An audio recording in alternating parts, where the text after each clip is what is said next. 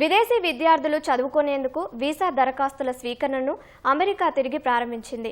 ఆసక్తి ఉన్న విద్యార్థులు దరఖాస్తు చేసుకోవచ్చని అమెరికా విదేశాంగ శాఖ డిప్యూటీ అధికారి ప్రతినిధి మిగ్నాన్ హౌస్టన్ ప్రకటన చేశారు.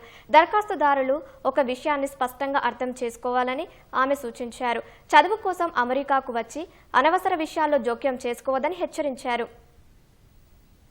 విదేశీ విద్యార్థులు చదువుకునేందుకు వీసా దరఖాస్తుల స్వీకరణను తిరిగి ప్రారంభించినట్లు అమెరికా విదేశాంగ శాఖ డిప్యూటీ అధికార ప్రతినిధి మిగ్నాన్ హౌస్టన్ కీలక ప్రకటన చేశారు. ఆసక్తి ఉన్నవారు దరఖాస్తు చేసుకోవాలని, కానీ అభ్యర్థులు ఒక విషయాన్ని స్పష్టంగా అర్థం చేసుకోవాలని ఆమె సూచించారు. విద్యార్థులు ఎందుకైతే దరఖాస్తు పెట్టుకున్నారో దానికే ఆ వీసాను వాడుకోవాలని స్పష్టం చేశారు. అమెరికాకు వచ్చి వారు చదువును వదిలేయడం, క్యాంపస్లను ధ్వంసం చేయడం వంటివి చేయకూడదని హెచ్చరించారు. అమెరికా ప్రభుత్వం ప్రతి నిర్ణయం జాతీయ భద్రతను దృష్టిలో పెట్టుకుని తీసుకుంటుందని, వలస చట్టాల ఆధారంగా ఈ పాలసీలో నిర్ణయిస్తామని చెప్పారు. అమెరికా ఇమ్మిగ్రేషన్ అత్యున్నత ప్రమాణాలతో ఉండేలా చూస్తామని ఆమె పేర్కొన్నారు. కేవలం తమ పౌరులను రక్షించడానికే కాకుండా వారితో పాటు చదువుకునే ఇతర విద్యార్థులను కాపాడటానికి కూడా కఠిన నిబంధనలు అవసరమని హౌస్టన్ తేల్చి చెప్పారు.